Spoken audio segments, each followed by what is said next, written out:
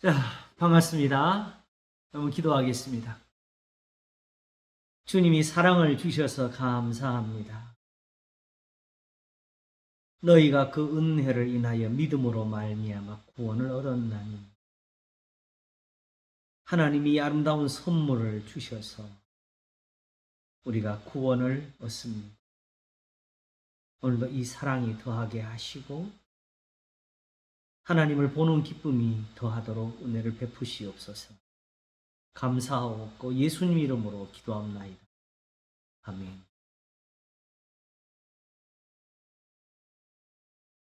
제가 지난 시간에 이 말씀을 좀 드렸지요. 이제 시작하는 것 같다고 제가 그랬죠. 그렇죠? 그게 좀 구체적으로 어떤 표현으로 제 마음속에 나타났는데 그동안에 뭘 했나 해보니까 그동안에 우리가 말 그대로 성경 공부를 했어요. 성경을 공부했어요. 근데 이 성경을 공부하고 나니까 이제 무슨 시작이 됐냐게 되면 비로소 이제 하나님을 보는 은혜가 이제 보이기 시작하는 것 같아요. 원래 성경이 진짜 보이고자 하는 것은 그거였어. 뭐 어쩌면 다음 시간에 할지 곧 할지 모르겠는데 이걸 하다 보니까 이 관계가 연결해가지고 뭔가 하나를 더 금방 정리를 했어요. 근데 그 하나를 딱 위해서 했는데 그 하나가 요한 1서를 전부 다 끄집어냈어요. 그러면 사실 앞으로 마음속으로는 에베소서도 공부하고 갈라디아서도 하고 골로새서도 하고 다 할 계획이 있는데 그걸 이대로 하게 되면 우리가 언제 다 하겠어요. 그치요? 지금 휴대폰에 4,900개의 설교가 저장이 되어 있는데 일주일에 하나씩 듣는다 그러면 거의 90년을 넘게 들어야 되는 거 아니겠어요? 근데 사실을 보게 되면 그것이 결국 모여서 지금 여기까지 우리를 인도하신 거니까 부분적으로 보던 것이 이제 온전한 것을 보이게 하는 그런 은혜가 이제 나타나는 거예요. 스스로 우리가 그 경험을 하는 것 같습니다. 하나님을 이제는 보게 되는 그런 시간을 우리가 갖게 될 것 같아요. 어서 오세요. 그래 지난주 설교에서 제가 그랬죠. 시편 4편 앞에서 시편 4편이 보이는 하나님이라고 제가 그랬죠. 그렇죠? 예.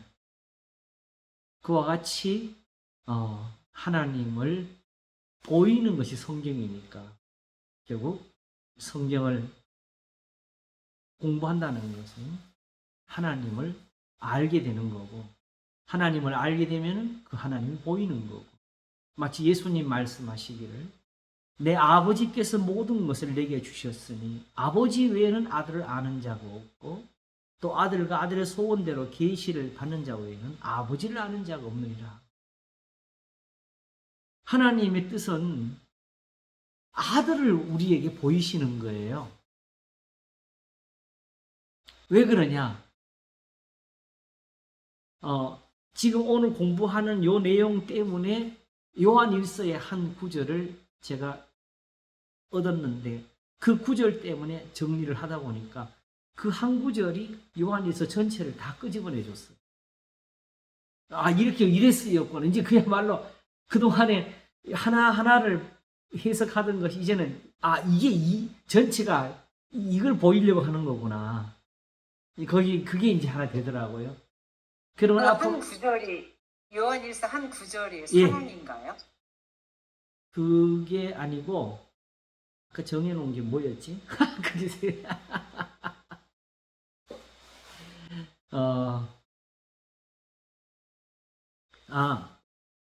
그러니까 그 사도 요한이 그 말씀한 게 결국은 시작에서 태초부터 있는 생명의 말씀에 관하여는 우리가 귀로 들은 바에 눈으로 본 바에 손으로 만진 바라 하면서 시작했잖아요. 그죠? 이 말씀이 우리에게 나타내신 바 된지라 하면서 아버지와 함께 계시던 자라고 소개를 했지요. 근데 본질적으로 이제 성경에서 하나님이라는 글자, 여호와라는 글자에서 이미 우리가 그것을 이해를 했는데, 여호와를 할 때는 바로 그냥 말씀 자체를 가리키는 거예요. 이와 같이 하나님과 똑같아요. 태초에 말씀이 계시니라. 이 말씀이 하나님 함께 계셔서 이 말씀은 곧 하나님이십니다. 자, 우리는 하나님을 찾고 있고 하나님을 보고 싶어 하잖아요. 그렇죠? 근데 하나님은 우리에게 보일 수가 있는 게 사실은 없어요. 눈으로. 이런 세상에 하나님이 살아계시는 것과 또 그 하나님이 어떻게 선한 분인 것을 우리에게 보여주시는 것.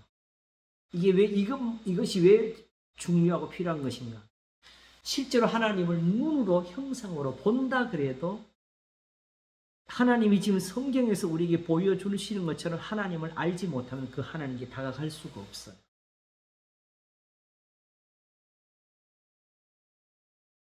하나님께서 그래서 예레미야에게 말씀하셨지요. 내가 그를 가까이 오게 하려니 그가 내게 가까이 오리라. 그렇지 않고 내게 가까이 올 자가 누구냐 하셨어요. 하나님을 보고는 살짝 없다고 바로 모세기까지 말씀하셨잖아요. 그렇죠? 그러므로 중요한 것은 어떤 형상이 나타났다, 천사를 봤다 이런 거 아무 의미 없어요. 하나님이 어떤 분이신지, 우리가 무엇을 가지고 나아가야 되는지, 이것을 배우지 못하면은 바로 눈앞에 계셔도 그 하나님을 만질 수도 없고 그 하나님 앞에 설 수도 없고 오히려 그 전에 다 죽어야지.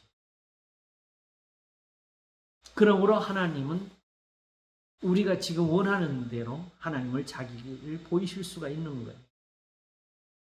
왜냐? 또 하나 우리가 그렇게 하나님의 형상을 봤다고 합시다. 사실 사람들의 마음의 심리는요, 그런 하나님도 사실은 그냥 안 믿어요. 그 하나님께로부터 능력을 봐야 믿지. 갈멜산에서 비록 산에서 불이 내리니 그것만 가지고 여호와 그는 하나님이시로다 하는 것처럼, 그러나 그들이 범죄하고 하늘이 닫혀 있으니까 그들에게 있어서는 하나님이 안 계신 분이 되어버렸고, 그래서 결국 그들이 간 것은 이방신에게 간 거예요. 그게 바로 구약의 성경이 우리에게 보여주는 거지. 그러므로 예수님을 보고도, 오히려 예수님의 그 능력을 행하시는 걸 보고도 그들이 오히려 구하는 게 뭐냐? 표적을 달라고 한 거지요. 지금 세상의 교회들은 표적을 보여줄 수 없으니까 그걸 무시하고 하나님께 뭘 구하지 말라고까지 가르치는데, 실제로는 하나님께는 당연히 표적이 있는 거예요. 살아계신 분이 어떻게 우리가 구하는 것에 응답을 피해요?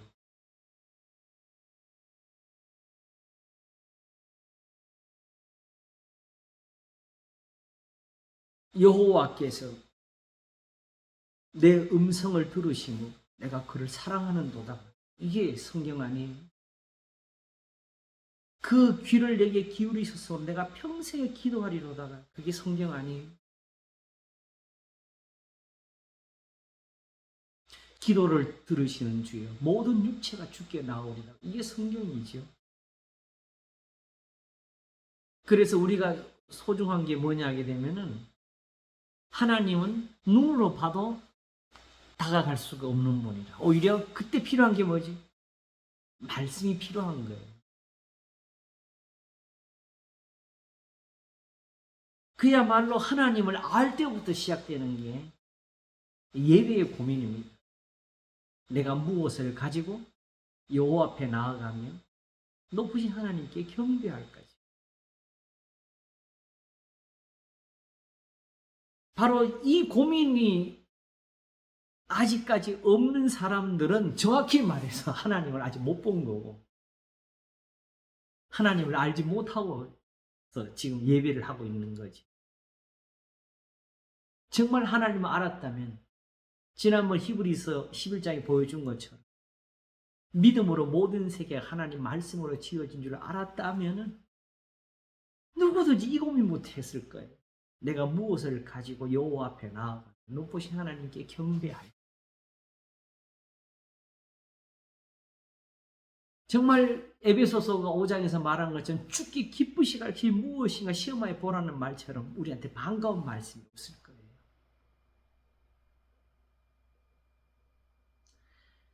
그러므로 형제들아 내가 하나님의 모든 자비하심으로 너희를 권하노니 너희 몸을 하나님이 기뻐하시는 거룩한 산 제사로 드렸을 때에 이 말씀처럼 지혜로운 말씀이 없을 거예요.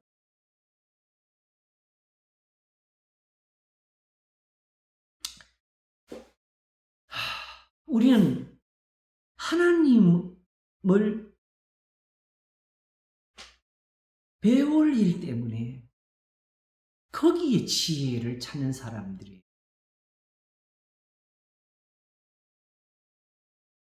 그러므로 하나님을 알지도 보지도 못한 사람들은 이런 지혜에 관심이 없어요. 오히려 요즘 제가 지적하는 것처럼 마치 신앙을 가진 게 내가 하나님 앞에 뭘 드리는 것 같아요. 그죠? 교회를 나오는 게 내가 하나님 앞에 뭘 바치는 것 같아요. 이런 실수. 그러니까 교회 나와서 이런 고민을 안 하지요. 오늘도 주의를 지켰다고 하면서.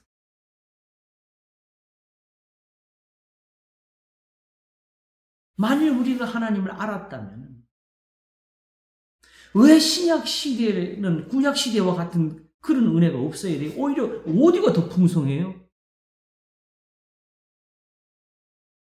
오히려 그 풍성한 은혜 가는데 가가지고 거기서는 맨날 영적 의미만 가져와. 사실은 그 영적 의미는 그 성경이 말하는 영적 의미가 아닌데 거기서 성도들이 받은 은혜가 그들이 보았던 하나님의 영광 그 능력이 그게 바로 영적인 진짜 은혜인데 그걸 위해서 로마서가 영으로 그치요? 영으로 기쁘시게 할 수 있다고 하는 건데 그러므로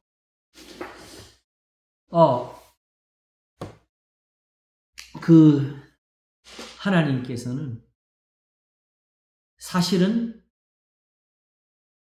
세상의 하나님이 되시기 위해서 스스로 말씀이 되신 겁니다.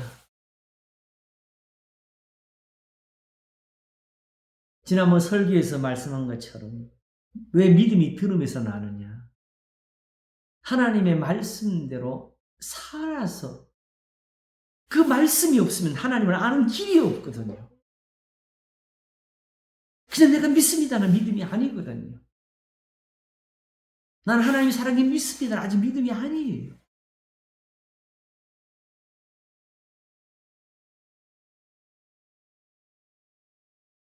사도 바울이 고린도 전서를 쓰면서 14장에서 그 말을 했지요. 끝에 가서. 누구든지 자기를 신령한 자로 알거든. 내가 너에게 이르는 말이 곧 하나님의 명령인 줄 알아라. 알지 못하면 그건 아무것도 알지 못하는 사람이라. 자, 하나님을 대면하고 하나님의 입으로부터 나오는 말씀을 들으면서 떠는 것도 없고 두려움도 없이 여기 영적 의미가 뭐지? 그걸 고민할 사람이 있을까요? 우리가 속인 거예요.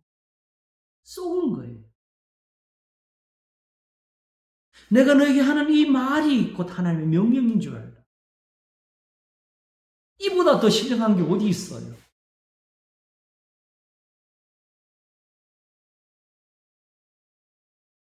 성경은 곧 그대로 하나님의 형상입니다.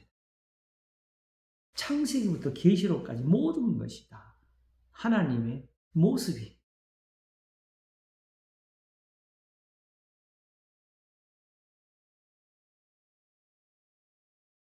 그러므로 사실은 거기서 뭘 가지고 올라가 그랬냐면 하나님은 사랑이시라 하는 그 한 구절에서 이걸 보게 된 거죠. 야고보서 5장에서 욥을 말씀하여 비유할 때 주는 가장 자비하신 자라고 했지, 그죠?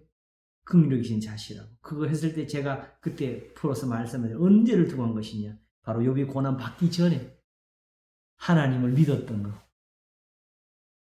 그대로 하나님께 복을 받았었잖아요. 다만 뒤에 나온 것은 고난 받을 때 그가 어려웠던 것, 어려워서 친구들과 말다툼을 했던 그 부분에서 회개를 한 거지요. 그리고 그걸 말씀드릴 때 그랬지요. 하나님의 진짜 사랑은 그렇게 욥이 친구들과 말다툼을 벌이고 결국 29장부터 본격적으로 자기가 하나님 앞에 살아왔던 일을 말할 때 거기가 사실 하나님 앞에 하나님이 보실 때 흠이 없던 부분이었거든요. 근데 그 부분에서 하나님이 오히려 이제 욥과 다투기를 시작하시는 거예요. 뭐가 문제냐? 네 말이 다 맞는데 그러나 아직 네가 모르는 게 있다는 거지. 네가 하늘과 땅을 지을 때 옆에 있었냐고.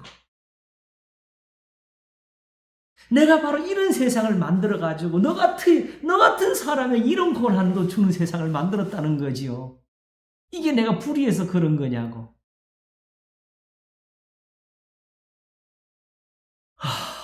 그래서 결국 욥이 배운 거, 회개하면서 배운 거는 주께서는 무소불능하시오며 못 이룰 경영 없는 줄 압니다. 하세요, 주님, 하세요 하는 거지 이제는.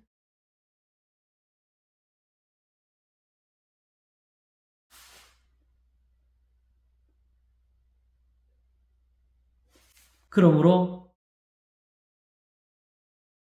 하나님이 사랑이시라 그럴 때 어디를 말하는? 창세기부터 계시록 모든 구절이 다 사랑이야. 왜?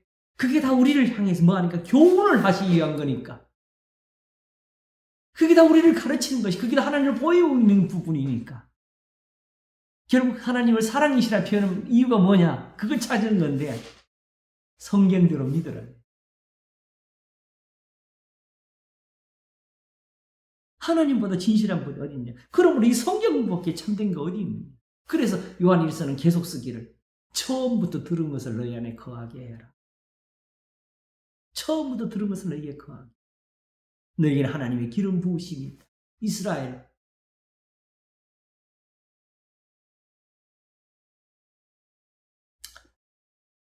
여기서 재미있는 것도 깨달았는데 이거 하다 보니 이스라엘 나오니까 또 이렇게 다 말합시다. 언제 다 하겠어?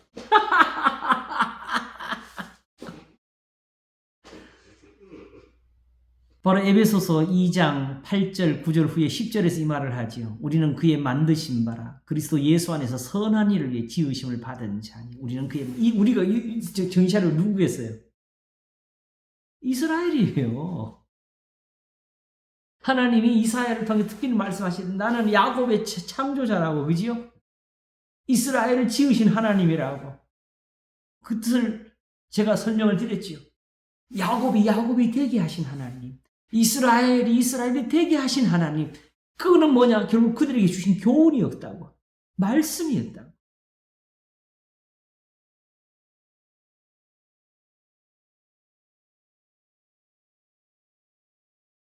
그러놓고 보니까 한 가지 재미있는 게 나왔어요. 유대인들은 하나님이 지으신 게 아니야. 하나님은 이스라엘을 지으셨지. 유대인은 안 지었어요. 바리새인도 안 지었어요.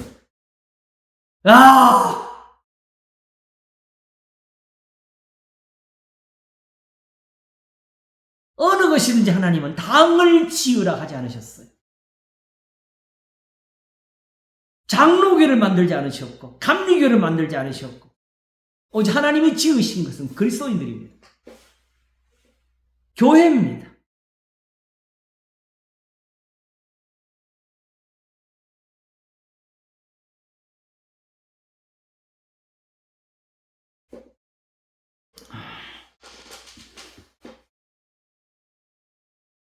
성경 한 구절이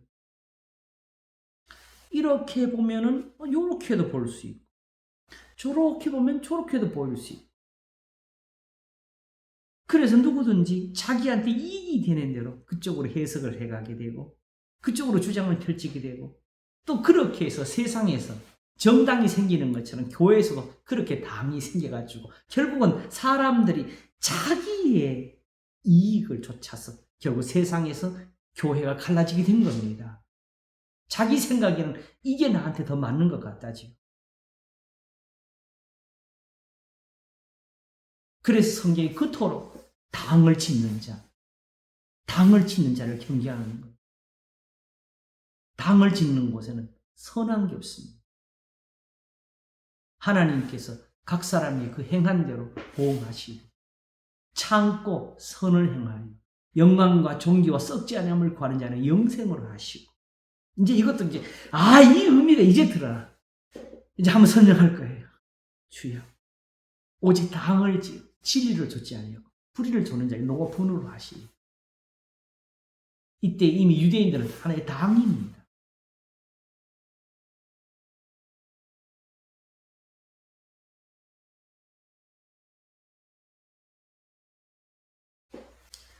교리적으로 성경을 해석하는 사람들은 다 당을 지는 사람들입니다.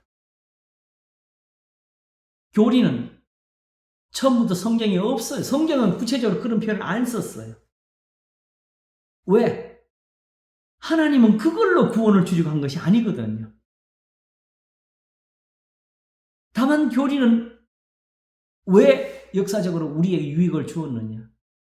성경이 말씀하지 아니한 것을 누군가가 또 말을 해가지고 나니까 그 말이 교회에 해를 끼치는 걸 우리가 경험을 했고 그러므로 여기에 대한 답이 필요했는데 성경에 없는 것을 가지고 논의를 했으니까 성경에서 답이 정확하게 나오겠어요? 못 나왔지요. 그러니까 지금 신학자들이 고민하는 것은 신학의 의무가 뭐냐? 교리를 해석하는 거라는 거지. 이게 우리가 다 빠진 거예요. 그것이 아닌 교리가 나온 목적을 이해하면 돼. 교리는 이것이 정답은 아니지만 저거는 아니다라고 말을 하는 거지. 거기까지 가면 돼요. 그래서 저걸로 그걸 가지고 이단으로 빠지지 않는 그 선에서만 교인들을 보호할 수 있으면 안전한 겁니다.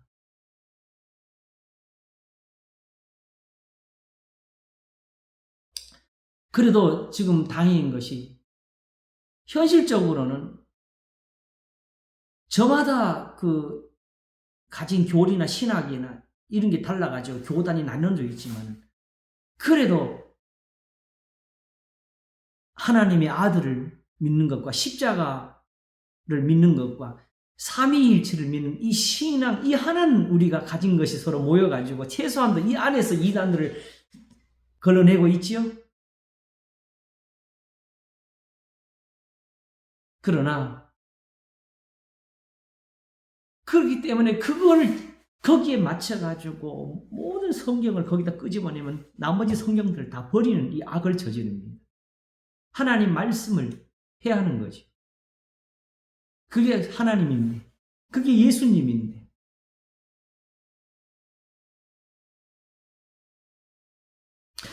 자, 예수님이 이 말씀을 하셨죠. 아까 거기서 우리가 이어진 건데 아버지 외에는 아들을 아는 자가 없고 또 아들과 아들의 소원대로 계시를 받는 자 외에는 아버지를 아는 자가 없느니라고 했어요. 그렇죠? 자, 하나님의 뜻은 사실은 하나님을 아는 겁니까? 예수님을 아는 겁니까? 우리가.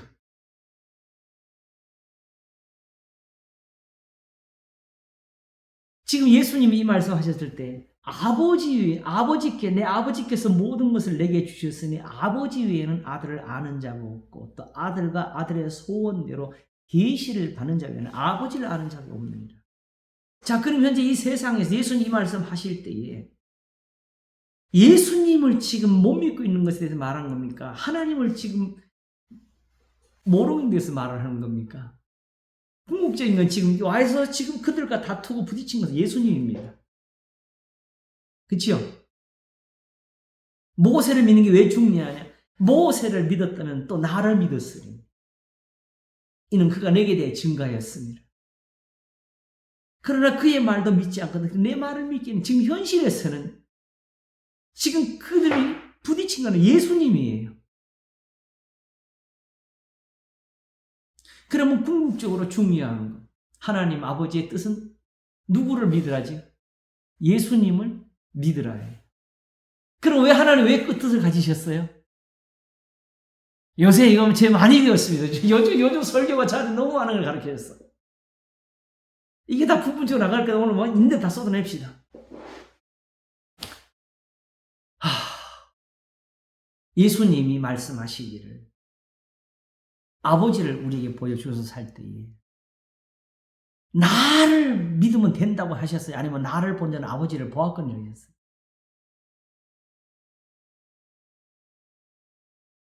결국 그럼 예수님이 하신 일은 뭐예요? 아버지를 보여주는 거예요. 그치요? 근데 왜 하나님 아버지는 또 이 아들을 믿으라고 하시는 거지요? 이미 세상에는 하나님을 아는 지식이 전해져 있습니다. 바로 그게 구약의 성경입니다. 율법입니다. 그 율법을 맡은 자가 누굽니까? 제사장, 레위인, 서기관, 율법사, 그리고 바리새인들.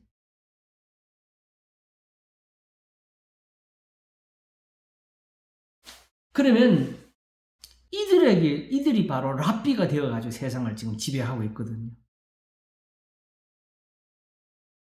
근데 저 세상에 랍비들에게서는 진리가 없어. 왜? 그들은 이미 이 하나님의 말씀을 버리고 살거든요. 율법에 더 중요한 것은 버리고 살거든요. 그러니 저 사람들에서 하나님을 아는 게 나오겠어요? 못 나오겠어요? 못 나오는 거지요. 나는 번제보다 하나님을 아는 것을 원하노라 하시니 하나님의 뜻이 저에게는 없다고요. 중요한 것은 삼위일체의 어떤 관계의 의미를 푸는 게 중요한 것이 아니고 원래 예수님 말씀하신 대로 하게 되면 아버지의 뜻이에요. 그래서 마지막 고난을 받으시는 그 전에 밤에도 아버지의 원대로 되기를 원하나요? 그랬잖아요. 자기를 낮추시고 죽기까지 복종하신 거예요. 하나님의 뜻대로. 그래서 마지막까지 고린도서 15장 뭐라 그랬어요? 나라를 아버지께 바칠 때가 온다 그랬잖아요. 예수님 스스로 뭐라 하셨어요? 아버지는 나보다 크심이라 그랬어요.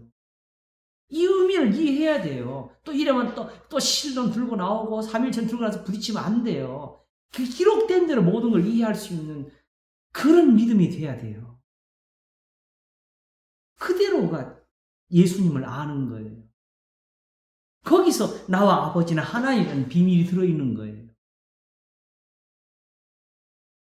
하나님이 하시고 싶은 일은 예수님을 보이는 게 아니고 하나님을 보이고 싶어 하는 겁니다. 그런데 하나님이 그렇게 하나님을 보이셔가지고 율법이 전해졌고 이스라엘이 만들어졌는데 그 이스라엘이 하나님께 반역을 해가지고 에베소서 1장에 나오는 것처럼 하나님의 영광을 찬미하게 하려는 그 하나님의 뜻에서 떠나버린 거지요. 그러므로 중요한 것은 이제 내 아들이니까 내 아들도 좀 섬겼으면 좋겠다. 내가 창세로부터 태어난 것은 내 아들 섬기를 원한 거다. 이런 식으로 삼위일체를 거기다가 다 붙여 해석하면 안 돼요.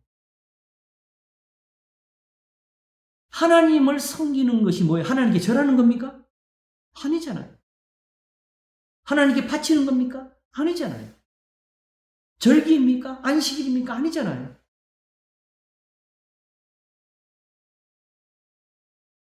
예수님을 사랑하는 건 어떻게 사랑해요? 하나님 자리에 예수님 올려놓고 기도를 예수님께 이제 합니까? 이제는 성령으로 오신 하나님 예수님께 기도합니다. 이런 기도까지 제가 여기서 듣고 있거든요.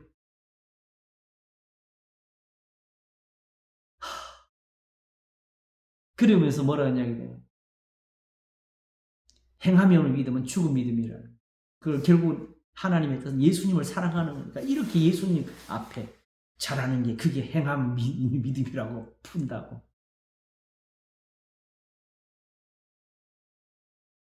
이걸 죄인 줄 몰라요. 하나님의 뜻이 전혀 그런 게 아니거든요. 원래 하나님이 하던 거 그게 뭐예요? 제사와 예물보다 서로 사랑하라 하신 그 계명 안에 있는 교훈들을 지키는 거지요. 그게 있어가지고 양과 염소로도 죄가 씻어지던 거. 그와 같이 오늘 이 시간 우리는 다만 믿는 것만 가지고도 그 은혜를 얻을 수 있는 거. 이런 능력이 있는 말씀이 은혜가 되어가지고 우리한테 베풀어지고 있는 건데. 우리는 하나님을 섬기는 것은 예배 시간에만 두고 하나님의 말씀은 그냥 단순히 어떤 윤리나 의무로서만 두고 그러면서도 이미 은혜는 얻었으니까 우리하고 본질적으로는 상관이 없는 것으로 돌리지요. 그게 은혜였는데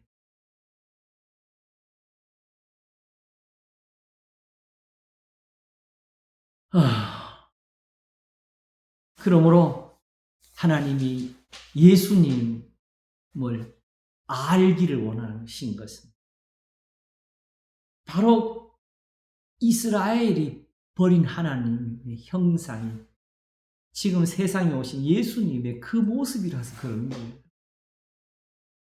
지금 오셔서 예수님이 왜 핍박을 받았어요? 아무 능력을 사실은 엄밀히 말해서 귀신을 쫓아내고 죽은 자를 살리게 하였지만은 예수님을 거역하고 대드는 사람들한테는 아무것도 못하셨잖아요. 그게 바로 그들의 조상들이 한 일이에요. 선지자들이 한 그 일이 바로 하나님께 한 일이라는 걸 그들이 모르는 거죠. 그때 하나님이 출애굽에서 하실 때처럼 그냥 막 그들을 혼내셨으면 안 그랬겠죠.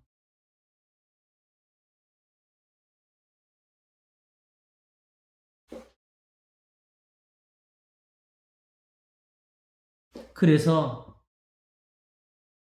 사실은 오늘 하려고 했는 게 뭐였냐 하게 되면 그 시작을 이렇게 오래 아침에 설교로 사실은 다 한 거나 마찬가지인데 은혜가 이제 확실히 뭔지를 알겠어요. 은혜가 왜 필요하냐? 자 보세요. 너희가 그 은혜를 인하여 그렇지요? 그걸로 뭐 해요? 구원을 얻었어요. 아니 믿음으로 말미암아 구원을 얻었나니. 그럼 은혜는 뭐 한 거예요? 믿음을 얻도록 도와주시는 은사지요.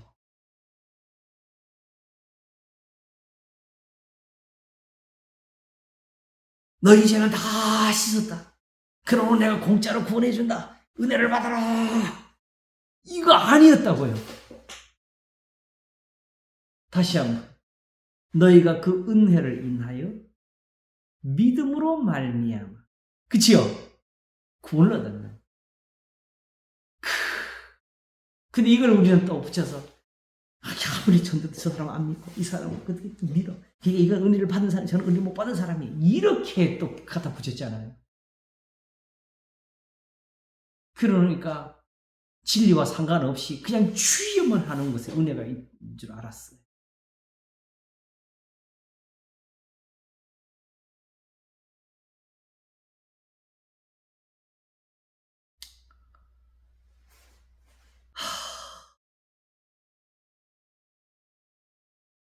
은혜라는 것이 무엇이냐게 되면 사실은 이제 우선 그림을 다 그려놓고 오늘 설명을 해나갈게요.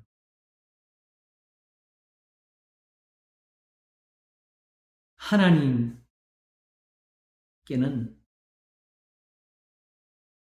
거룩하심이라는 게 있습니다. 어떤 점에서 세상에서 하나님이 되시는데 필요한 은사들이 따로 있어요.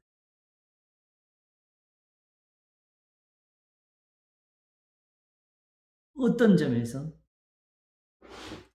하나님은 구원을 베풀 수도 있고 하나님은 용서를 하실 수도 있고 모든 걸 다 하실 수가 있는데 다만 크게 세상에 있는 것과 달라요. 세상에 있는 것은 오직 제단을 쌓고 거기에 예물을 얹고 거기에 희생을 바치고 거기서 오래 기도하고 춤을 추고 그런 육체적인 예법을 가지고 예배를 드리는 거예요. 그러면서 우리는 주여 여기 임하소서 여기 오시옵소서 이런 기도를 하잖아요. 그게 바로 세상에 사는 것들이지요.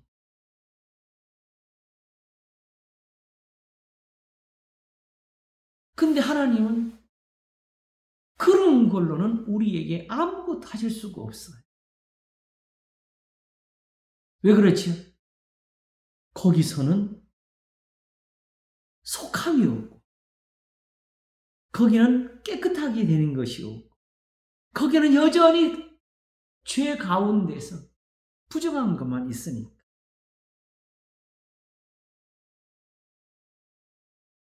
그러므로 먼저는 하나님의 이 거룩한 은혜 때문에 이 거룩함 때문에 여기에 들도록 저들을 세상 가운데서 따로 두시는 게 필요한 거지요. 저렇게 하지 마라. 저렇게 하면 내가 은혜를 줄 수가 없고 저렇게 하면 내가 너희를 구할 수가 없다.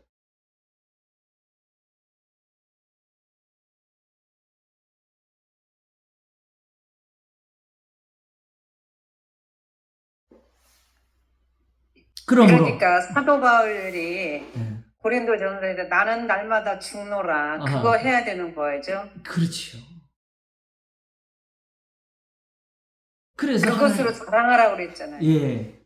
그래서 하나님이 하시는 것은 그러므로 내가 거룩하니까 너희도 거룩하자 하고 거기에 들도록 우리를 부르시는 겁니다. 아시겠죠? 예. 하나님의 은혜가 뭐냐 하게 되면 이렇게 하나님의 거룩하심에 참여할 수 있도록 우리를 부르시는 그게 은혜입니다. 이 여기에 들 사람이 없잖아요. 왜? 무슨 깨닫는 게 없으니까. 아는 게 없으니까. 이거는 다른 문제가 아니에요. 어떤 도를 닦는 깊은 종교적인 어떤 그런 절차가 있는 것이 아니고 오직 알므로 되는 거.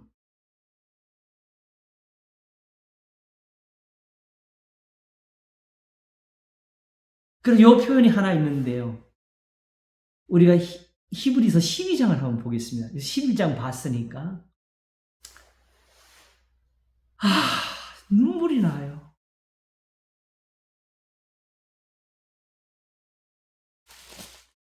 히브리서 12장 1절부터 보겠습니다. 이제 앞에 믿음으로 이제 알았잖아요. 그지요? 아니까 그러므로 이제 뭐냐 1절에 이러므로 우리에게 구름같이 둘러싼 허다한 증인들이 있으니 구약 성경이죠. 쉽게 말하면 모든 무거운 것과 얽매기 쉬운 죄를 벗어버리고 인내로서 우리 앞에 당한 경주를 경주하며 믿음의 주여 또 온전케 하시는 이인 예수를 바라. 예수님 그냥 뭐 예수님 우리한테 뭘 한다 그러잖아요. 우리를 온전케 하시는 분이라. 이런 은혜는 아무도 바라질 않아요. 예수님에게서. 그러나 사도 바울이 골로새서 끝에 말하기를 그리스도 예수 안에서 각 사람을 완전한 자로 세우려고 한다 그랬잖아요. 이를 위해서 나도 내 속에서 능력으로 역사하신 역사를 따라 힘을 다해 수고하노라.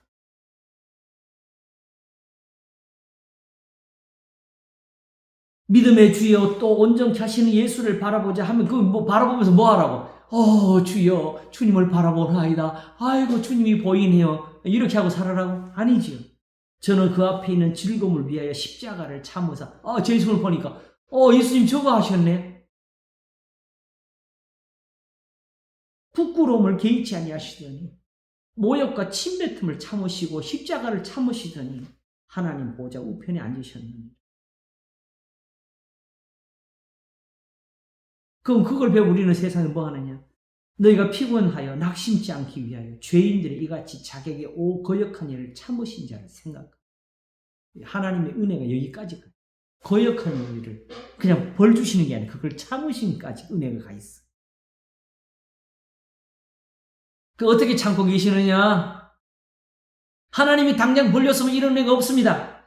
너희가 죄와 싸우되 아직 피 흘리기까지는 아니하고 이게 은혜예요. 또 아들들에게 건면치 아니하고 권하는 같이 너희에게 권면하신 말씀을 잊었도다. 일렀으되 내 아들아 주의 징계하심을 경히 여기지 말며 그의 꾸지람을 받을 때 낙심하지 말라. 주께서 그 사랑하시는 자를 징계하시고 그의 받으시는 아들마다 채찍질 하심이라 하셨으니 욥이 마지막까지 받은 은혜가 이거지. 너희가 참으면 징계를 받기 위함이라. 하나님이 아들과 같이 너희를 대우하시나니 어찌 아비가 징계하지 않은 아들이 있으리요. 징계는 다 받는 것이거늘 너희가 없으면 사생자를 참 아들이 아니니라. 왜 그러냐? 또 우리 육체의 아버지가 우리를 징계하여도 공경하였거든 하물며 모든 영의 아버지께 더욱 복종하여 살려지 않겠느냐 하면서 중요한 걸 말씀합니다. 10절에 저희는 잠시 자기의 뜻대로 우리를 징계하였거니와 오직 하나님은 우리의 유익을 위하여 그의 거룩하심에 참여케 하시는 거예요.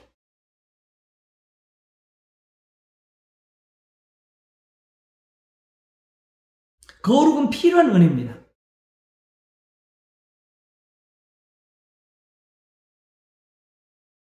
그러니까 은혜는 어디 있었어요? 거룩하심에 참여 은혜는 하나님의 지금 징계에 있잖아요.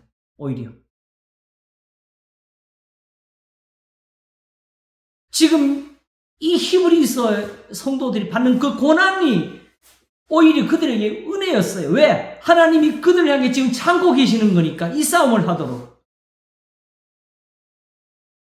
버리지 아니하시고 오히려 이 히브리서를 가지고 권면하시면서 이게 사랑이지요. 이게 은혜지요. 결국 여기서 믿음이 만들어지면 이런 믿음이 만들어집니다. 11절 무릇 징계가 당시에는 즐거워 보이지 않고 슬퍼 보이나 후에는 그로 말미암아 연단한 자에게는 의의 평강한 열매를 맺나니 믿음은 바라는 것에 실상에 보지 못할 증거이라는 것이 여기 있고 믿음으로 모든 세계가 하나님 말씀으로 지어진 줄 아나니 할 때 나오는 믿음. 오직 믿음은 들음에서 나며 들음은 그리스도의 말씀으로 마음에 드는 그 믿음의 모양이 여기에 나오잖아요. 그러므로 피곤한 손과 연약한 무릎을 일으켜 세우고 너희 발을 위하여 곧은 길을 만들어 저는 다리로 하여금 어그러지지 않고 고침을 받게 하라. 어떻게 고침받느냐? 14절 모든 사람으로 더불어 화평함과 거룩함을 좇으라. 아까 거룩함에 참여케 하신다 그랬잖아요. 이게 은혜는 은혜를 얻어서 비록 여기에 참여하는 거예요. 왜? 이것이 없이는 아무도 주를 볼 수가 없으니까. 이 주를 보지 못한다는 장차 재림만이 아니고 지금 현지에서 고난을 받는 사람들에게 하는 소리예요. 그들이 다 이 시간 당장에 주를 뵙기를 원하잖아요. 바로 구약의 성도들이 다 주를 만난 사람들이잖아요. 그들이 받은 은혜.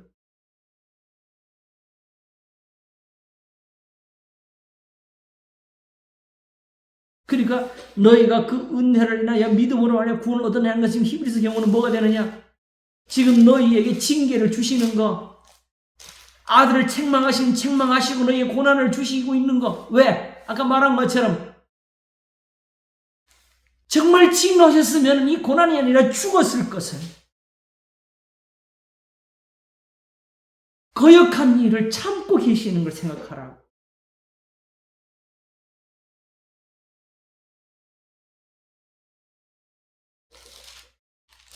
그래서 이 모든 걸 두고 좀 더 한번 시간 있으면 살피겠지만 고린도후서 6장에서 사도 바울이 은혜를 헛되이 받지 말라.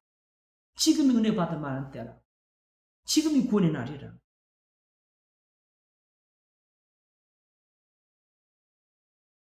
좀 정리 다시 한번 하겠습니다. 하나님은 뜻은 뭐냐 하게 되면 구원이 있다. 능력이 있어. 모든 것이 있어. 그러므로 먼저 뭐가 필요하냐 하게 되면 다만 하나님의 이 거룩하심에 참여할 수 있도록 거기부터 은혜를 베푸시는 거예요. 모든 것이 은혜인데. 그러므로 먼저 우리에게 가장 소중한 은사는 하나님의 말씀입니다. 우리를 거룩하게 하는 말씀. 모든 사람으로 더불어 화평함과 거룩함을 쫓아라. 이것이 없이는 아무도 주를 보지 못하리라.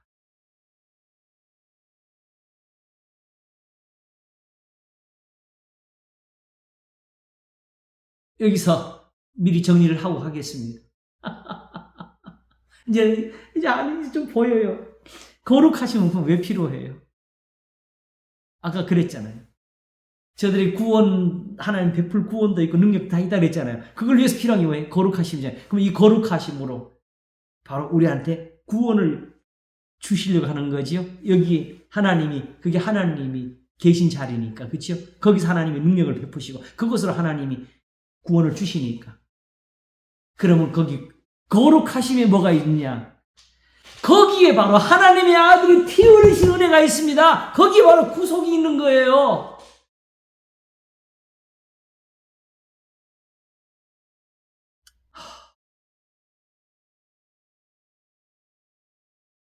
자기 아들을 아끼지 아니하시고 모든 사람을 내어주신 이가 어찌 그 아들과 함께 모든 것을 우리에게 은사로 주지 아니하시겠냐 하는 그 말씀이 이 모든 걸 다 깨고 있는 겁니다.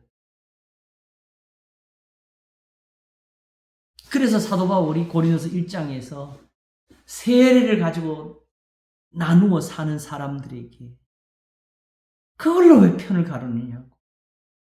바울이 너희를 왜 죽었냐. 심지어 그렇게 하면서 나는 그리스도께 속해 하는 것 저저도 당이 돼요. 오직 진짜 예수님께 속한 사람은 어떤 사람이냐. 사도 바울이 말하는 것.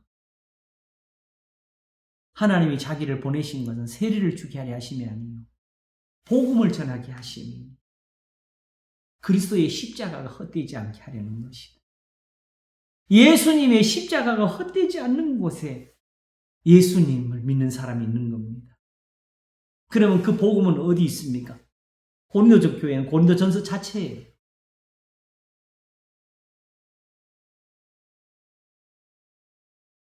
그걸 이 고린도전서를 좀 구별하라고 아까 14장에서 알지 못하면 신령한 사람 못 된다 그랬잖아요. 아무것도 모르는 사람이 있잖아요. 그래서 2장에서 미리 적었잖아요.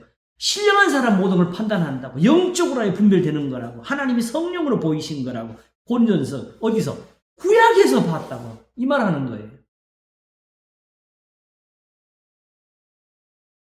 하나님이 성령으로 보이신 게 바로 구약 성경입니다. 그걸 이제 너들 안 보였니? 이제 내가 좀 풀어줄게 해가지고 사도 바울 속에서 성령이 착착착착 뭐 풀어준 게 그래서 나온 게 아니고 구약 성경 자체가 그게 하나님의 성령이 하신 일이에요. 왜? 그들에게 이미 복음을 전해가지고 한 거잖아요.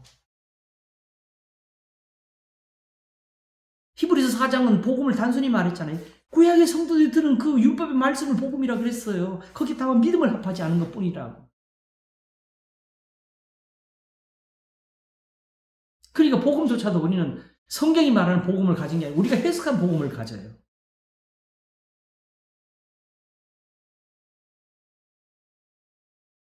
그러므로 어떤 면에서 이 말씀을 우리가 다 모든 것에 적용해야 되겠어요. 누구든지 나를 따르게 되는 자기를 부인하고 자기 십자가를 지고 나를 좇을 것이니.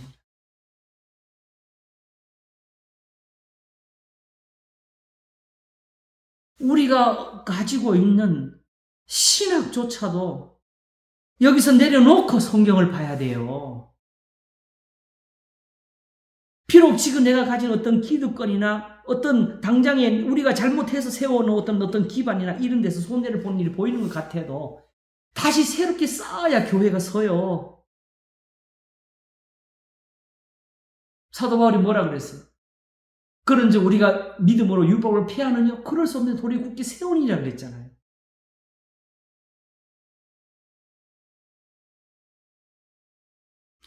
성경에 기록된 말씀은 하나도 폐해진 게 없습니다. 특별히 이사야 34장 끝에 있는 말씀, 너는 여호와의 책을 자세히 읽어보라. 이것들이 하나도 빠진 것이 없고 그 짝이 없는 것이 없으리니 할 때 그 말씀을 성경 구절에 갖다 붙이, 그게 아니고 거기에 에돔에 내린 재앙을 가서 찾아보라는 건데, 실제로 성경에는요 그런 식으로 해석한 짝이 없습니다. 그 짝을 해석하는 건 두 가지로 해요. 어떤 사람들은 요 말이 성경에 똑같은 짝이 있을 거라 해요. 어떤 사람은 요거 있으면 반대된 짝이 있을 거라 그래요. 그래서 특별히 어떤 말을 듣고 이게 인정을 하긴 해야 되겠는데 그걸 참 못하는 사람들이 하는 말이 또 다른 데 가면 반대 말이 있다고 짝이 있다고 이렇게 표현하거든요. 그러나 제가 말씀드리는데 성경에 짝이 없습니다. 왜? 모든 성경이 다 똑같은 말을 하니까. 어디서 듣든지 똑같은 말을 들어야 돼요. 그것이 아니면 우리가 잘못된 겁니다. 창세기와 계시록이 다른 말을 하면 안 돼요. 마태와 누가와 마가와 바울이 서로 다른 말을 하면 안 돼요. 요한복음이 다른 말을 하면 안 돼. 그러면 이미 우리는 끝난 거예요. 성경에 지금 어느 한 곳을 버려야 되면 우리가 이미 끝난 겁니다. 그렇게 하면 안 돼요.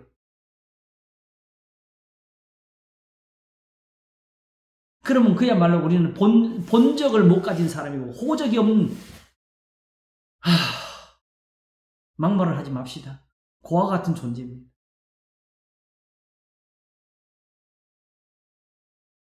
뭔가 막 나올라 그랬어. 참아야지. 주여, 제가 전에 그런 설교를 한 적이 있지요. 그걸 한 번 더 하고 싶은데 우리는 탕자도 아니다. 우리는 예수님의 양이 아니다. 두 번 나눠서 설교합니다. 탕자는 어떤 사람이죠? 아버지가 있는 사람이에요. 그죠? 다시 말하면 그가 아버지의 재산을 다 탕진하고 돼지가 먹는 그 여물을 대신 먹으면서 생각할 때 뭐가 나와서 돌아갈 곳이 나왔어. 어디 갈 줄 알아. 내 아버지 집에는 종들도 이보다 잘 먹는다고 합니다. 아버지께로 돌아가죠. 돌아갈 것을 아는. 우리는 본래 아버지가 없는 사람이잖아요. 이게 왜 중요해요? 이스라엘은 항상 성경 여호와께로 돌아가면 되는데요. 에베소 2장이 말한 것은 우리는 하나님이 없던 사람이라 가지고 우리는 돌아갈 줄을 몰라요. 그러므로 지금 우리가 큰 잘못이 뭐냐면 우리는 이것도 없이 지금 하나님을 지금 마치 성경 몇 구절을 가지고 하나님을 다 본 것처럼 아는 것처럼 내가 하나님께 은혜를 받은 사람인 것처럼 이렇게 산 게 이게 큰 실수를 한 거예요. 오직 우리는 어떤 사람이 되어야 되느냐? 탕자를 붙잡고 응? 당신 집에는 종들도 이거보다 잘 산다고? 우리는 아들은 아니지만은 그러면 우리도 좀 데려가달라. 당신 따라가겠다.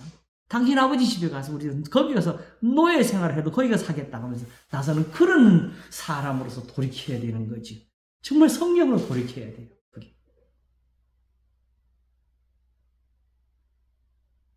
마치 탕자의 비유를 우리한테 바로 적용시키고 그와 같이 또 우리는 잃은 양을 우리한테 갖다 붙이잖아요. 그죠?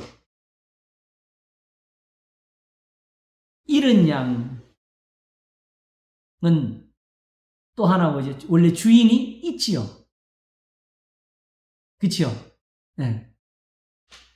그럼 우리는 어떤 사람이냐? 우리는 주인이 없었어요. 예수님 말씀하시기를 내 양은 다 아버지 거라 그랬잖아요. 아버지 것이 내 것이라고. 그 말을 이해해야 되는 그게 뭐냐? 이스라엘이죠. 다시 말하면 아버지의 것인 내 것이라는 말은 양들은 주인의 음성을 듣고 따라온다 그랬잖아요. 그러므로 구약의 성도들 아브라함이 지금 살았으면 예수님을 믿는다는 거죠. 모세는 지금 있으면 그 모든 율법을 들고 와서 예수님을 쫓을 거라고.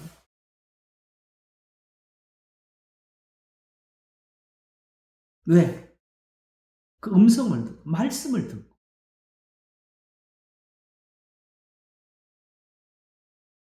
어느 때는 하나님을 본 사람이 없어요.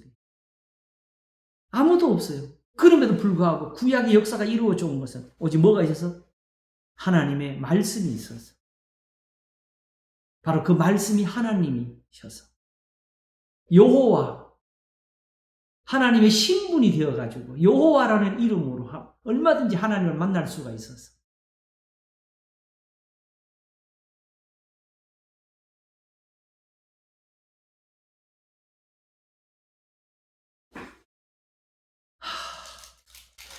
중요한 말씀이 하나 나옵니다. 좀 전에 14절까지 읽었지요? 그치요? 예. 자, 앞에서부터 다시 한번 읽으면서 보아야 의미가 나와요.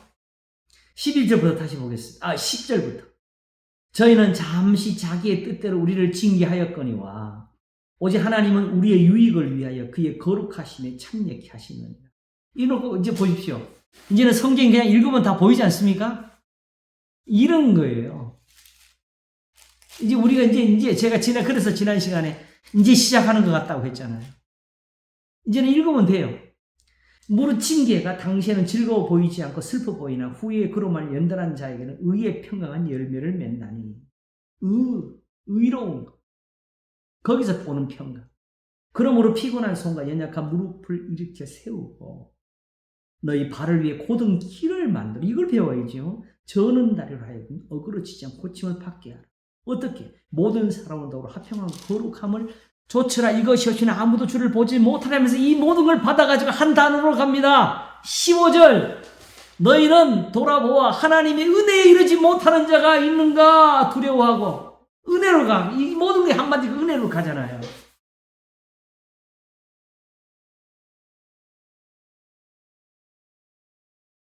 저도 지금 이 순간도 충격입니다, 지금.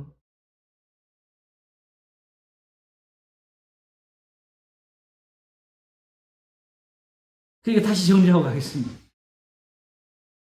은혜는 정리하면 이런 것입니다.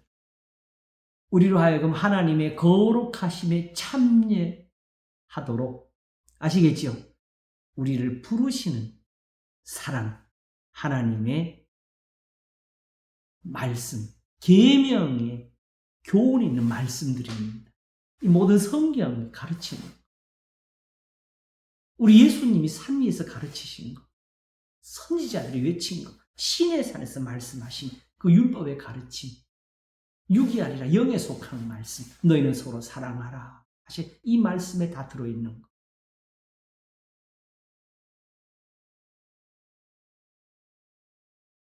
중요한 거죠. 이렇게 해서 어디에 이르지 못한다고? 하나님의 은혜에, 거룩하심에 참여해야 되는 그 은혜에 오히려 이르지 못하는 게 이게 더 중요한 거예요. 은혜라는 것은 하나님이 자기 아들의 피를 뿌려서 깨끗하게 하는 그 사랑이 있어가지고 그 사랑을 얻도록 하나님의 거룩하심에 참여하라고 하나님 부르시는 거예요. 내가 그 피를 좀 너희들 뿌려줘야 되겠는데, 아무한테나 뿌릴 수가 없다. 그러므로 은혜를 다 받을 수가 없는 겁니다. 은혜를 받는 것에도 자격이 있어요. 이런 걸 표현한 거 오늘 이거 다 할지도 못하겠네. 우리 지금 모자라면 다음 시간 또 해요. 시간이 많이 갔어. 사실 1시간 정도밖에 안 한 것 같은데 중요한 데가 하나가 있어요. 여기부터 먼저 보겠습니다. 어디를 볼까요? 이사야 35장을 보겠습니다. 이 말씀이 우리가 여기서 보게 될 줄 몰랐어요. 이거. 여기 뭔지 알지요? 광야와 메마른 땅이 기뻐하며 사막이 백합화같이 피어 즐거워하며 무성하게 피어 기쁜 노래로 즐거워하며 레바논의 영광과 갈멜과 사론의 아름다움을 얻을 것이라. 그것들이 여호와의 영광 곧 우리 하나님의 아름다움을 보리로다. 이 아름다움을 베드로전서에서는 은혜라고 표현을 했어요. 너희는 약한 손을 강하게 하여 주며 떨리는 무릎을 굳게 하여 주며 겁내는 자에게 이르기를 너는 굳세게 하라. 두려움 말. 굳세게 하라 그랬죠. 뭘로 굳세게 할까? 어떻게 하면 굳세지지? 주여! 주여! 이러면 굳세집니까? 마음도 굳셈이 필요해요. 바로 히브리서가 13장 7절 예수 그리스도는 어제나 오늘 영원토록 동일하시니 하면서 그 다음 있는 말이 마음은 은혜로서 굳게 함이 아름답고 식물로 살 것이 아니니 은혜를 받죠. 하나님의 아름다우심이 뭔지를 보여주겠다. 너희는 서로 사랑하라. 용서라는 이 말씀이 얼마나 아름다운 건지를 좀 보여주겠다는 거죠.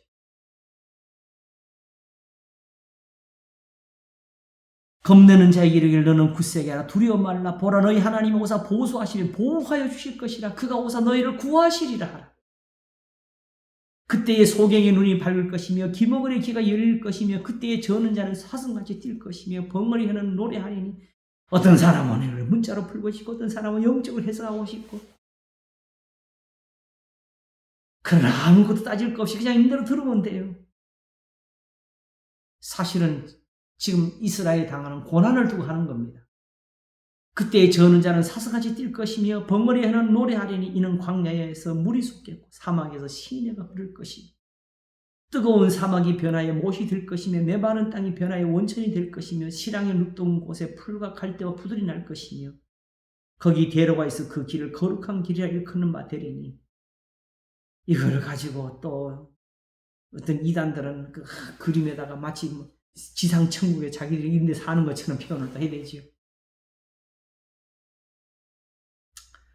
거기 데려가 있어 그 길을 뭐라고 하냐면 뜨거운 사막이 변하여 못이 될 것이며 메마른 땅이 변하여 원천이 될 것이며 시랑이 눕던 곳에 풀과 갈대가 푸드날 것이며 거기 중요한 말이 8절에 이어집니다. 거기 데려가 있어 그 길을 어떤 길이라? 거룩한 길이라 일컫는 바 되리니. 그치요? 근데 이 길을 누가 다니느냐? 깨끗이 못한 자는 지나지 못하겠고 오직 구속함을 입은 자들을 위하여 있게 된 것이라. 이 길을 가기 위해서 구속이 필요하네요.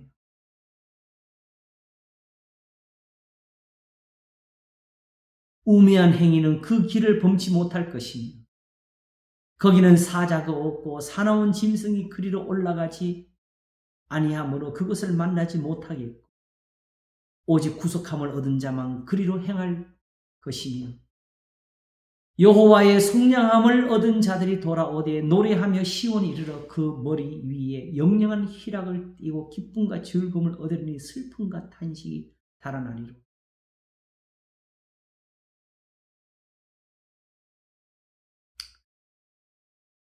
자, 그러면 이렇습니다. 실제로 우리가 결국은 다닐 길이 어디냐면 지금처럼 이런 은혜가 넘치는 구원의 은혜가 넘치는 길이에요. 아시겠지? 선물이. 아시겠지? 이런 능력, 하나님의 능력이 나 이런 길인데 그 길을 가야 되기 위해서 뭐가 필요해? 구속이 필요해. 그런데 그 구속을 뭐라 했냐면 우매한 행위는 거기에 들어가지 못한다 그랬잖아요. 그렇죠? 그럼 먼저 오히려 구속을 위해서 필요한 게 깨끗하게 되는 게 필요해요. 그러므로 제가 말씀드리기를 은혜라는 것은 어디서 오는 것이냐? 바로 이 깨끗이 못한 사람들을 깨끗하게 되도록 깨끗하게 해서 그들을 하나님의 거룩함에 참여케 해서 거기서 구속을 받아가지고 이 길을 다니도록 하는 거지요.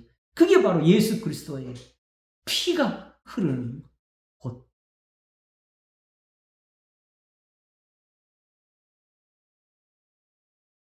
오히려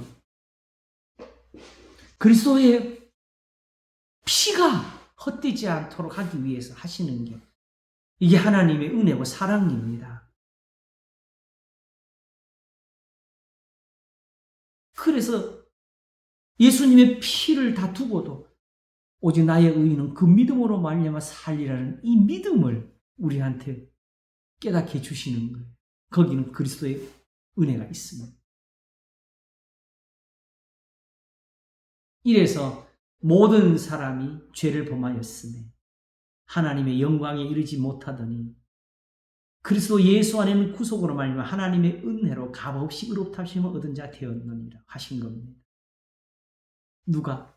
아브라함, 이삭, 야곱이, 요셉이, 모세가, 여호수아,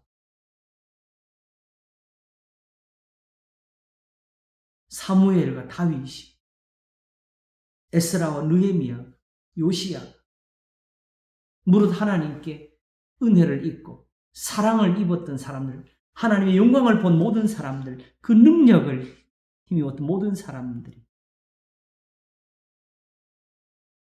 이와 같이 그리스도의 은혜로 말미암았다. 그러므로 하나님께서 그 그리스도의 은혜를 힘입도록 사실은 먼저 사랑을 베풀어 주신 게 이게 지금 말하는 은혜. 너희가 그 은혜를 인하여 믿음으로 말미암아 구원을 얻었나니 믿음은 들음에서 나며 들음은 그리스도의 말씀을 말하니 이 모든 말씀 구약의 모든 성경이 율법의 사랑은 그게 바로 오늘도 우리 믿음을 만드는 하나님의 은혜였습니다. 이게 부르심이었어요. 그러니까 지금은 우리 위치를 알아야 돼요. 그죠?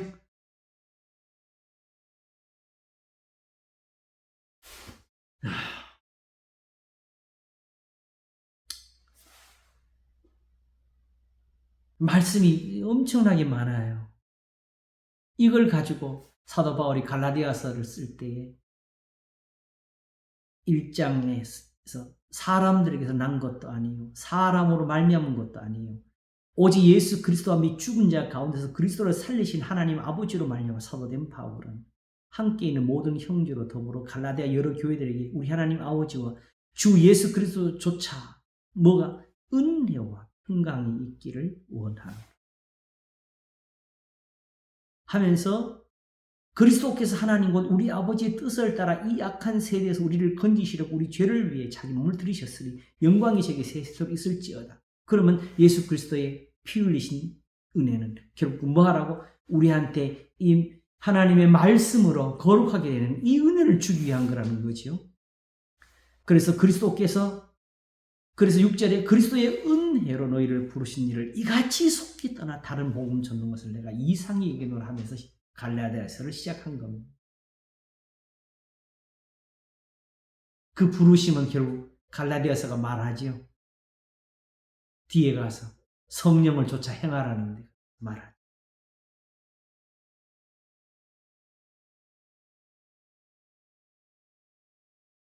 오늘 이 정도로 좀 일단락을 좀 해놓을까요? 네. 저도 또 한 번의 정리를 좀 해가지고 마지막 결론을 짓는 게 좋겠습니다. 일단 한 가지는 좀 틀이 잡혔죠, 그렇지요? 오늘 말하려는 거 은혜라는 표현은 우리가 세상에서 흔히 생각하던 어떤 종교적인 경험을 말하는 것이 아니고 우리를 거룩하게 되도록 거기에 부르심이 되게 하시는 선물, 하나님의 말씀을 가리키는 것이라. 그래서 조금 전에 히브리서가 보여준 것처럼 모든 사람으로 더불어 화평함과 거룩함을 좇으라. 이것이 없이는 아무도 주를 보지 못하라면서 너희는 돌아오고 하나님의 은혜에 이르지 못한 자가 있는가 두려워하고 라고 표현을 하게 된 거지요. 그러면서 결국 이것이 우리를 어디로 데려가요? 그 다음에 시내산 앞으로 데려가요. 그지요? 그래가지고 무슨 말 하냐게 되면 바로 25절로 갑니다. 너희는 상가 말하신 자를 거역하지 말라. 땅에서 경고하신 자를 거역한 저희가 피하지 못하였거든. 하물며 하늘로조차 경고하신 자를 배반하는 우리일까 보냐. 그때에는 그 소리가 땅을 진동하였거니와 이제는 약속하여 가라사대 내가 또 한 번 땅만 아니라 하늘도 진동하리라 하셨느니라. 이 또 한 번이라 하시면 진동치 아니하는 것을 영종케 하기 위하여 진동할 것들 할 것들 곧 만든 것들에 변동될 것을 나타내심이니라 하면서 쓰는 말. 그러므로 우리가 진동치 못할 나라를 받았은데 은혜를 받자. 아직도 우리가 은혜를 받아야 돼. 그죠? 이 히브리서가 이게 외인들에게 쓰는 말이 아니거든요. 이미 예루살렘에서 그 고난을 받았던 사람들에게 쓰는 표현이에요. 그 핍박을 견딘 사람들. 그래서 은혜를 어떻게 받자? 주야 하면서 받자? 아니라. 이러므로 이로 말미암아 경건함과 두려움으로 하나님을 기쁘시게 섬길지니. 이제 하나님을 섬길 이유가 문제 보니까 이제 은혜를 받기 위함이네. 그죠? 은혜를 받자. 우리 하나님은 소멸하는 불이심이라. 그래서 결국 그 은혜는 13장부터 펼쳐지는 이 교훈으로 나아가게 되는 거지요. 형제 사랑하기를 계속하고 손님 대접하기를 잊지 말라. 이로써 부지 중에 천사들 대접하는 있었느니라. 자기에게 거역한 일을 이렇게 참으시는 그 참으심이 만들어낸 은혜, 죄와 이렇게 싸우라고 하시는 이 은혜를, 이게 바로 죄와 싸움이지요. 그렇게 하면서 다시 7절 하나님의 말씀을 너희에게 이루고 너희를 인도하던 자들을 생각. 아까 제가 7절 8절 약간 혼동했네. 7절이 이거고 8절이 예수 그리스도 어제나 오늘 영원토록 동일하시니라. 하나님의 말씀을 너희에게 이루고 너희를 인도하던 자들을 생각하며 너희 저희 행실의 종말을 주의하여 보고 저희 믿음을 본받으라. 저희 믿음을 가서 배워올 때가 있어. 예수 그리스도는 어제나 오늘이나 영원토록 동일하십니다. 여러 가지 다른 교훈에 끌리지 말라. 마음은 은혜로서 굳게 함이 아름답고 식물로 살 것이 아닌 이 식물이 바로 제사 예물이지요. 식물로 말며 행한 사람은 자는 유익을 얻지 못하였느니라. 16절 오직 선을 행함과 서로 나눠주기를 잊지 말라. 이 같은 제사는 하나님이 기뻐하시느니라. 그러므로 하나님이 하시는 일은 바로 20절입니다. 양의 큰 목자이신 우리 주 예수를 영원한 언약의 피로 죽은 자 가운데서 이끌어내신 평강의 하나님이 모든 선한 일이 너희를 온전케 하사 자기 뜻을 행하게 하시고 그 앞에 즐거운 것을 예수 그리스도로 말미암아 우리 속에 이루시기를 원하노라. 요겁니다. 이게 지금 세상의 교회에서 이루어지는 하나님의 일입니다. 이걸 사도 바울은 골로새서에서 그리스도의 남은 고난이라. 그리고 마지막 영광이 그에게 세세토록 있을지어다까지. 이게 뭘 말하는 거지? 하나님이 이스라엘에게 하신 그 일이 세상 끝날까지 계속 될지어다지요. 그대로. 오늘도 그 은혜대로. 그러므로 하나님의 은혜는 곧 부르심입니다. 하나님의 거룩하심에 참여하도록. 그리고 그 거룩하신 거기서 우리는 하나님의 구속을 보게 됩니다. 조금 많이 어려운 건데 정리가 좀 되는지 모르겠어요. 저도 아주 그냥 충격을 받으면서 지금 말을 하는 겁니다. 오늘 그래도 이거 하려고 정리를 이게 많이 적었는데 시간이 다 모자라네요. 우리가 다음 시간에 좀 더 정리를 해보도록 하겠습니다. 다들 평안하세요. 다음에 또, 예. 네, 다음에 또 예. 해주시고요. 아, 제가 늦게 들어와서 죄송합니다. 은혜를 음, 받으시기를 바랍니다. 다음에. 기도하겠습니다. 네. 하나님 아버지, 주의 인자하심이 온 땅에 충만하나이다 한 것처럼 말씀이 육신인데 우리 가운데 거하심에 우리가 그 영광을 보니 은혜와 진리가 충만하더라 하였습니다. 너 하늘이여 위에서부터 의로움을 비같이 듣게 할지어다 하셨더니 오늘도 의의 평강한 열매가 맺히도록 하나님 오늘도 은혜를 부으십니다. 보라 지금은 은혜 받을 만한 때요. 보라 지금은 그러므로 구원의 날이로다. 하나님의 은혜를 헛되이 받지 않도록 우리를 도우소서. 감사하고 우리 주 예수 그리스도 이름으로 기도하옵나이다. 아멘. 목사님 감사합니다. 감사합니다. 수고하셨습니다. 할렐루야. 감사합니다. 참 감사합니다. 어려운데 왔네요, 건강하시고요. 그죠? 우리가 여기까지 하나님의 은혜를 입었습니다. 감사합니다. 감사합니다. 다들 네. 평안하세요. 네. 네, 안녕히 계세요.